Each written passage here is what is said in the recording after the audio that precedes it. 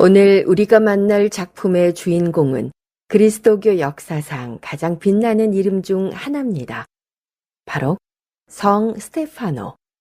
그의 이름은 승리의 화관, 월계관이라는 뜻을 담고 있습니다. 죽음을 통해 진정한 승리를 얻은 참으로 역설적인 인물이지요. 성령 강림 후 급속히 성장하는 교회 공동체에서 7명의 부제가 선출됩니다. 스테파노는 그 첫 번째 부제였습니다. 성경은 그를 이렇게 묘사하는데요. 성령과 지혜가 충만하고 믿음과 은총이 가득한 사람. 단순히 음식을 나누고 행정 업무를 보는 것이 그의 역할이 아니었습니다. 스테파노는 백성들 앞에서 놀라운 기적과 표징을 행했고 복사를 통해 복음을 증거했습니다. 하지만 빛이 강렬할수록 그림자도 짙어지는 법이지요. 그의 뛰어난 지혜와 영적 능력은 유다인들의 시기를 불러일으켰습니다. 자유인의 회당 사람들은 논쟁에서 그를 이길 수 없자 거짓 증인들을 동원해 그가 하느님을 모독해 했다고 고발합니다. 최고의회에 끌려간 스테파노. 그는 담대하게 복음을 선포합니다. 그리고 이렇게 증언하지요. 하늘이 열리고 사람의 아들이 하느님 오른편에 서 계신 것이 보입니다. 예수 그리스도의 신성을 직접적으로 선언한 이 순간 그의 운명은 결정됩니다. 분노한 군중들이 그를 성문 밖으로 끌고 나아가 돌로 칠 때 스테파노는 기도합니다. 주 예수님, 제 영을 받아주십시오. 그리고 마지막 순간 그는 무릎을 꿇고 큰 소리로 외칩니다. 주님, 이 죄를 저 사람들에게 돌리지 마십시오. 성경은 그가 죽었다고 하지 않고 잠들었다고 표현합니다. 부활에 대한 확고한 희망 속에서 평안히 하느님께로 돌아갔다는 의미입니다. 흥미로운 사실 하나. 그를 돌로 친 사람들 중에는 훗날 이방인의 사도가 된 바오로, 당시 사울이라 불리던 청년도 있었습니다. 성 아우구스티누스는 이렇게 말했습니다. 만약 스테파노가 기도하지 않았다면 교회는 바오로를 얻지 못했을 것이다. 스테파노가 흘린 거룩한 피는 바오로라는 위대한 열매를 맺게 했습니다. 야자수처럼 되십시오. 돌을 던지면 야자수는 열매를 떨어뜨립니다. 악을 선으로 갚는 그리스도인의 삶. 스테파노는 사랑과 기도 그리고 용서로 그 길을 걸어갔습니다. 이제 500년 전 베네치아로 시간 여행을 떠나보겠습니다. 아드리아해의 진주, 화려한 무역선들이 오가고 귀족들의 궁전이 운하를 따라 늘어서 있던 그곳. 그 모든 찬란한 순간을 화폭에 담아낸 사람, 바로 비토레 카르파초입니다. 1465년 베네치아의 가죽 장수 집안에서 태어난 소년. 어떻게 화가가 되었는지는 여전히 미스터리입니다. 하지만 1490년 25살의 청년이 세상에 내놓은 작품은 충격 그 자체였지요. 성 우르술라 이야기 연작. 9점의 대형 캔버스에 펼쳐진 이 작품은 성녀 이야기를 빌린 베네치아 생활 대백과 사전이었습니다. 카르파초를 베네치아의 이야기꾼이라고 부르는 이유가 있습니다. 그의 그림 속에는 500년 전 사람들의 일상이 숨쉬고 있습니다.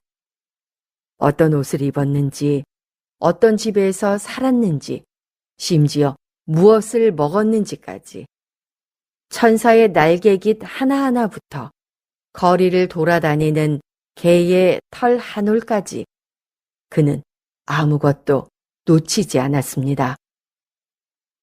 서재의 성 아우구스티누스를 보면 르네상스 학자의 이상적인 서재가 펼쳐집니다.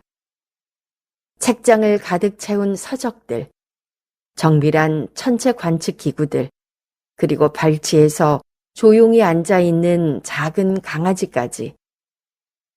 성 조르지오와 용에서는 무시무시한 용과 기사의 대결이라는 판타지 속에서도 바닥에 널린 해골과 뼈들이 놀랍도록 사실적입니다. 미술사가 아르가는 말했습니다. 카르파초의 그림은 보는 것을 소통하는 회화다. 신비로운 종교 이야기를 그리면서도 철저히 눈에 보이는 현실에 발을 담그고 있었던 거죠. 하지만 시대는 변합니다. 1500년대 들어 조르조네와 티치아노가 등장하면서 카르파초의 세밀한 서술체는 구식으로 여겨지기 시작했습니다.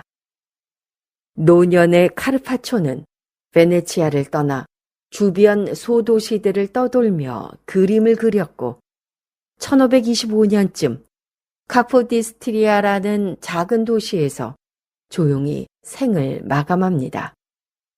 카르파초는 베네치아 황금기의 마지막 목격자였습니다.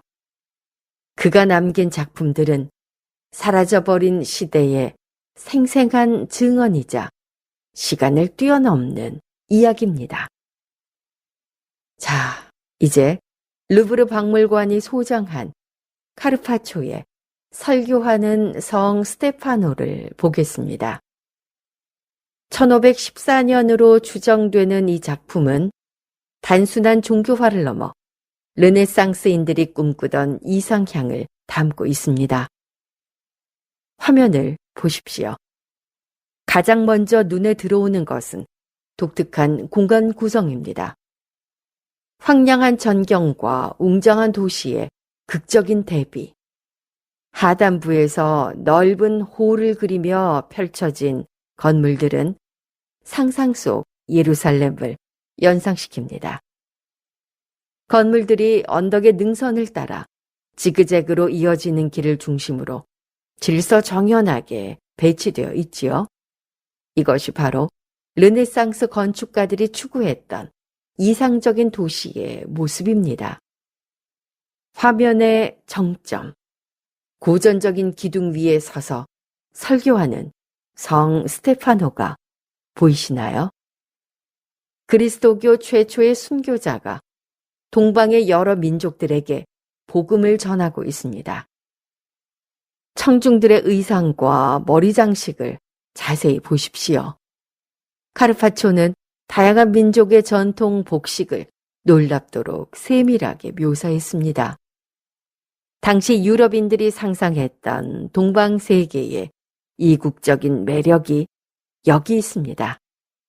이들의 화려한 색채가 배경의 창백한 녹색 들판과 만들어내는 대조를 느껴보십시오. 화면 전체에 생동감 넘치는 리듬이 흐릅니다. 이 작품은 단순한 성화가 아닙니다. 르네상스 시대의 세계관을 압축적으로 보여주는 문화사적 자료지요. 이상적인 도시의 모습, 고전 건축에 대한 동경, 그리고 동서양 문화의 만남에 대한 호기심, 이 모든 것이 한 화면에 담겨 있습니다. 특히 주목할 점은 종교적 메시지를 전달하면서도 인문주의적 이상을 잃지 않았다는 것입니다. 이것이 바로 르네상스 회화의 본질입니다. 500여 년이 지난 지금도 설교하는 성 스테파노는 우리에게 말을 겁니다. 화가가 꿈꾸었던 이상향을, 서로 다른 문화가 만나는 순간의 아름다움을. 루브르에서 이 작품을 만나신다면 잠시 멈춰서서 카르파초가 여러분께 들려주는 이야기에 귀 기울여 보십시오. 500년 전 베네치아의 이야기꾼이 남긴 메시지가 여러분을 기다리고 있습니다.